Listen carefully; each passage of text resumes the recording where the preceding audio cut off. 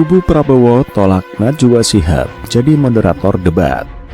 Takut atau? Dilansir dari Kompasiana.com,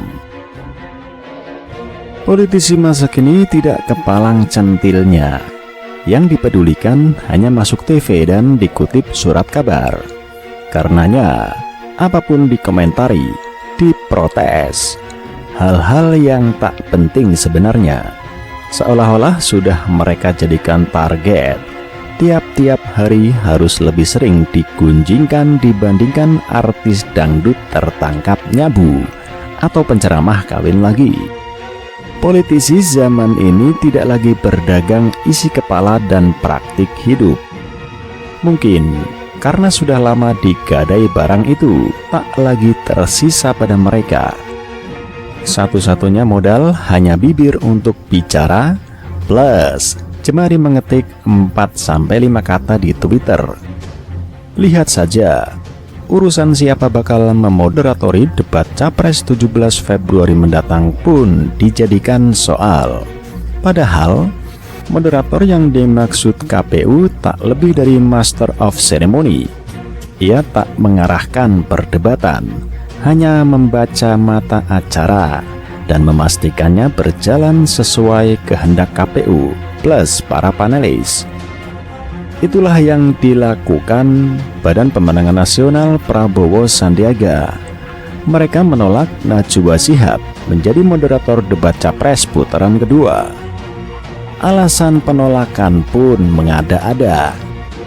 Dengarkan apa yang Andre Rosiade, petinggi Gerindra itu katakan.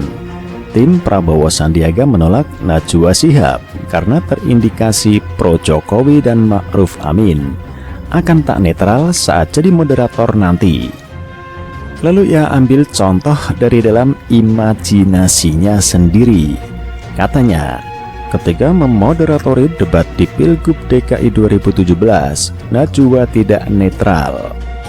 Kemudian Dewan Pengarah BPN Fadlizon juga menilai bahwa baik Najwa Shihab maupun Tommy Cokro memiliki afiliasi politik, sehingga pihaknya meragukan independensi keduanya sebagai moderator debat.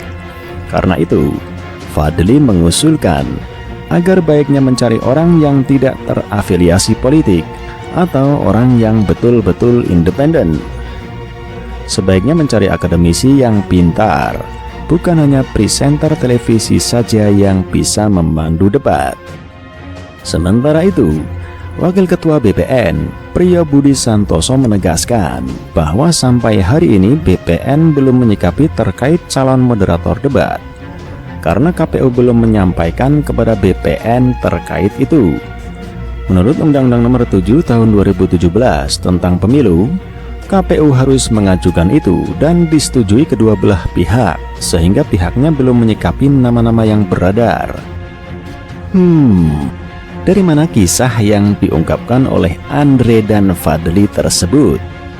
Jelas-jelas Anies Baswedan sendiri puja-puji Najwa saat diundang debat lawan Basuki Cahayapurnama di Metro TV 2017 lalu.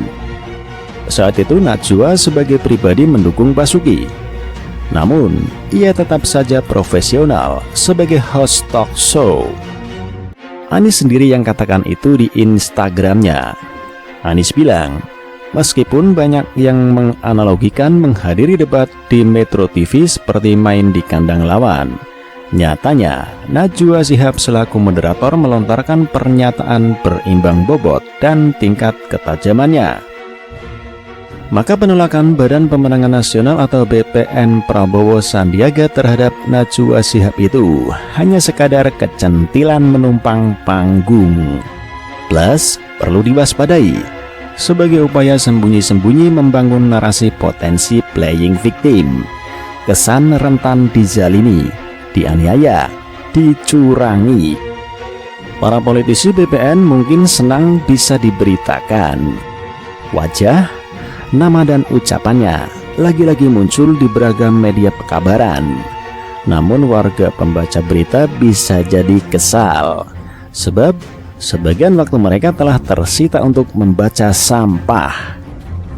Para politisi BPN Prabowo Sandiaga mungkin berpikir, kian sering diberitakan, kian untung. Jika mereka berpikir begitu, mereka sungguh keliru. Itu hukum kerja pemilu legislatif. Karena banyak calon bertarung dan tak semua mampu diingat rakyat, maka yang sering muncul dalam pemberitaanlah yang namanya mengendap di alam bawah sadar.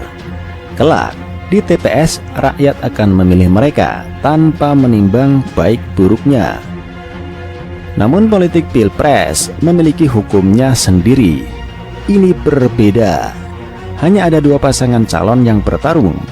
Nama-nama mereka diingat dengan sangat baik sebab sudah 5 tahun kampanye ini sesungguhnya berjalan. Ketika rakyat memilih, urusannya bukan lagi popularitas, melainkan kewarasan. Karena itu yang terpenting bukan sesering mungkin diberitakan, namun sebanyak mungkin tampil waras dalam percakapan publik. Kian sering muncul nama pasangan capres-cawapres, namun dalam berita berintonasi negatif, justru akan merugikan. Makanya jangan asal dengarkan konsultan politik yang ilmunya dari buku teks atau hasil nguping sepintas pengalaman di negara lain. Tiap-tiap hajatan memiliki hukumnya sendiri. Tak bisa dipukul rata taktik pemenangannya.